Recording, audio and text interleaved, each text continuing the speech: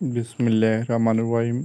आज हम second year का 1.5.5 प्रूफ और पेज नंबर 23 और चैप्टर नंबर 1 का हम प्रूव करने लगे हैं।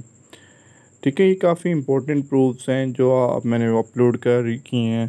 तो आपने कोशिश करना है पहले सैंडविच थ्योरम और ये वाले प्रूफ्स देख लीजिएगा। तो आपने इसको प्रूव करना है, इसके लिए हमें वर्किंग किस लिहाज से करनी पड़ेगी। सबसे पहले हम एक बाइनोमियल थ्योरम होता है, हम सबसे पहले इस रकम को सॉल्व करते हैं और इसका मतलब जवाब क्या होना चाहिए, ई होना चाहिए। आपके माइंड पे ई की वैल्यू होनी चाहिए जहन में। ई की वैल्यू क्या होती है, 2.718281 के राउंड अबाउट होती है, ये आपको याद होनी चाहिए। तो अब आपने इसको सॉल्व करने के लिए सिर्फ इतनी टर्म को पहले लिखें। मतलब क्या लिखना है हमने यहाँ पे 1+1/n, यहाँ पे हमने ये रकम और उसकी पावर क्या लिखी हुई है, यहाँ पे n है तो n है। अब इस रकम को हमने एक्सपेंड करना है। एक्सपेंड किस वे से करना है, बाइनोमियल थ्योरम के वे से हमने इसको एक्सपेंड करना है। एक्सपेंड करने के लिए आपको क्या चाहिए, सबसे पहले आपने यहाँ पे 1 लिखा हुआ है तो आपने यहाँ पे 1 लिख लिया, ठीक है ना। ये 1 है तो आपने एज इट इज़ 1 लिख लिया।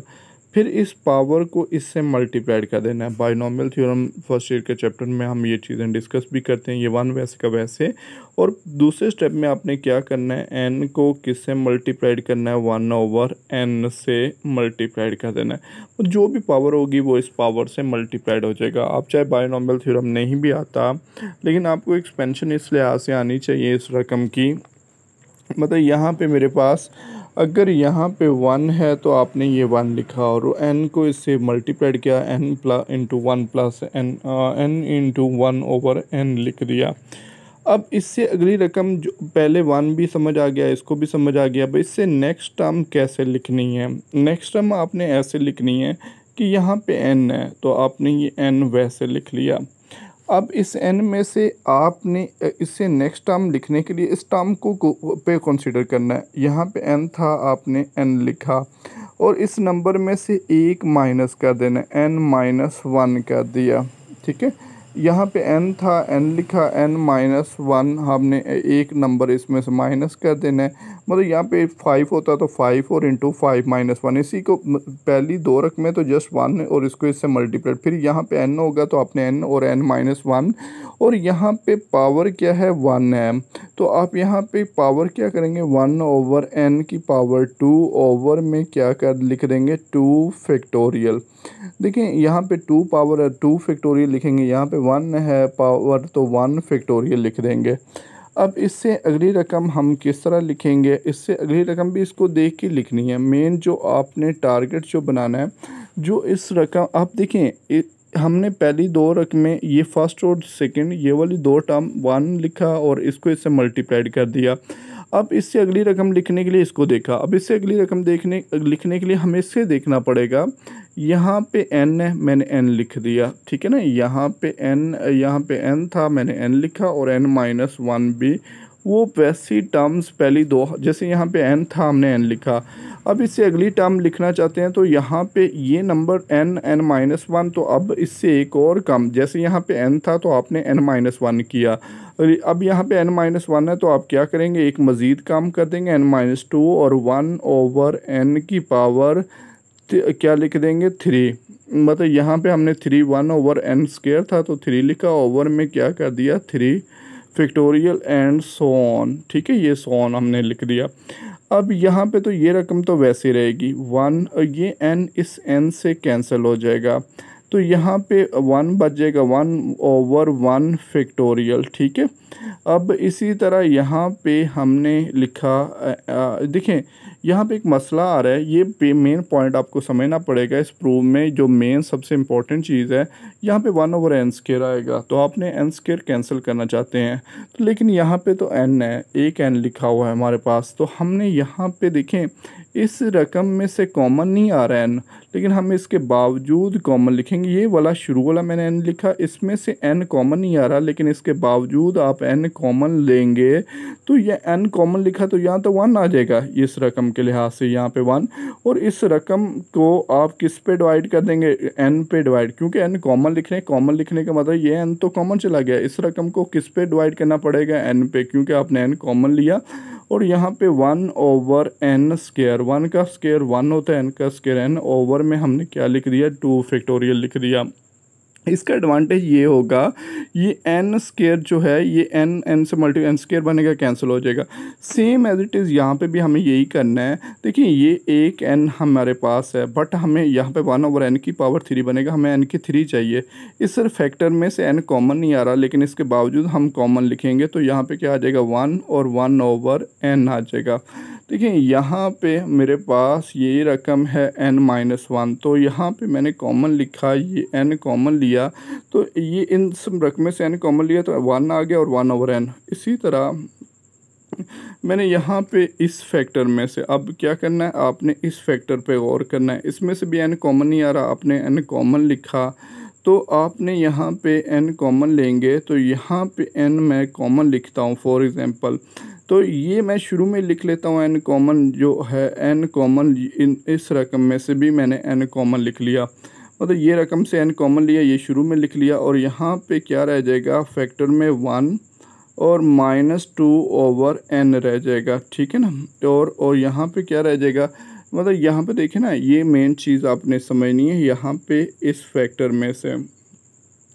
में से n कॉमन लिया तो ये n शुरू में लिख लिया, तो 1 और -2/n, और ये 1/n की पावर हमने 3 लिख दी, ठीक है, और सो ऑन। और ओवर में क्या है, 3 फैक्टोरियल। ये n की 3 जो है, ये वाली जो पावर है, ये इस 3n से कैंसिल हो जाएगी। फिर बचेगा क्या, यहाँ पे 1 बच गया। 1/1 फैक्टोरियल किसके इक्वल होता है, 1 के इक्वल होता है। इस तरह 1 और यानी कि यहाँ पे ये रकम बच गई 1, और ये तो कैंसिल हो गया n², तो 1 - 1/n, और 2 का फैक्टोरियल जो होता है वो 2 होता है। इसी तरह यहाँ पे क्या बच गया, ये तो n की 3 से कैंसिल हो गया, तो यहाँ पे 1 - 1/n, और यहाँ पे 1 - 2/n, और यहाँ पे 3 का फैक्टोरियल जो देखें तो 3 2s 6 होता है। तो हमने ये कैलकुलेटर पे भी सॉल्व कर सकते हैं, एंड सो ऑन। अब ये तो हमारे पास किसका जवाब आ गया, यहाँ पे ये रकम हमारे पास आंसर किसका आया, 1 + 1/n की पावर n लिखी। अब हमने इसको मज़ीद, लेकिन हमें तो इसका जवाब ये नहीं चाहिए बल्कि ये चाहिए। अब इस रकम के साथ हमने इसको पहले इतनी टर्म को लिया और इतनी टर्म को हमने लेके एक्सपेंड किया। अब इस रकम के साथ हमें क्या चाहिए, limit n approaches to infinity चाहिए। तो हम दोनों तरफ लिमिट लिख लेते हैं। हम इस तरफ भी लेफ्ट हैंड साइड पे taking limit n approaches to infinity on both side, तो आपने यहाँ पे भी limit n approaches to infinity लिखा, 1 + 1/n की पावर n। तो इधर भी limit n approaches to infinity लिखा। पॉजिटिव इन्फिनिटी लिख लें, या जो भी प्रूव हो तो पॉजिटिव लिख लेना है। तो अब यहाँ पे ये लिमिट हमने लिख ली, यहाँ पे 1 और 1/1 है, और यहाँ पे 1 - 1/n, और ओवर में 2 है। इसी तरह यहाँ पे 1 - 1/n और 1 - 2/n, और ओवर में 6 है, 2 का फैक्टोरियल, एंड सो ऑन।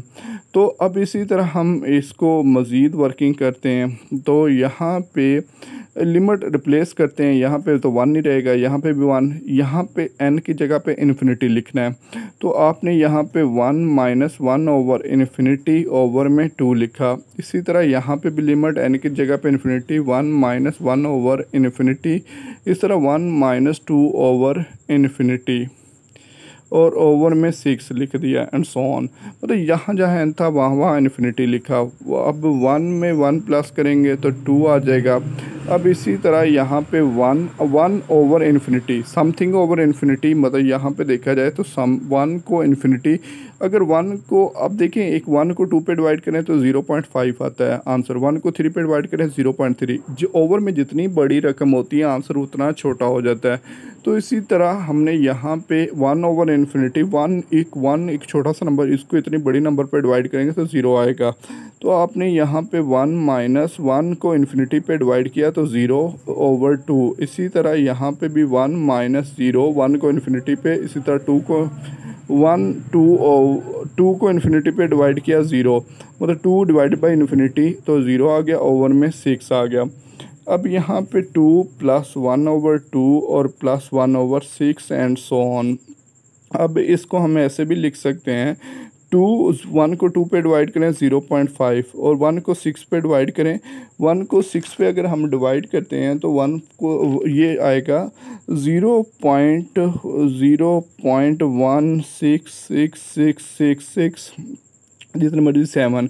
इस तरह उसको से 1 को हम 1 को 2 पे डिवाइड करेंगे तो इस तरह ये आ जाएगा। इसी तरह इन तमाम नंबर्स को हम प्लस करेंगे तो ये यानी कि 2 में 0.5 और उसमें ये प्लस करेंगे तो सो ऑन, मतलब इसी तरह यहाँ पे देखें ना 1/2 फैक्टोरियल था, यहाँ पे 3 फैक्टोरियल, 1/4 फैक्टोरियल ही बचेगा, 4 फैक्टोरियल 1/24 होता है। तो इन तमाम नंबर्स को प्लस करेंगे, मतलब 2 में 0.5 कैलकुलेट, फिर ये प्लस करेंगे तो आंसर क्या आएगा 2.7321 आएगा, जो हम किसके इक्वल होता है, ई के इक्वल होता है। तो इसी तरह हमने यहाँ पे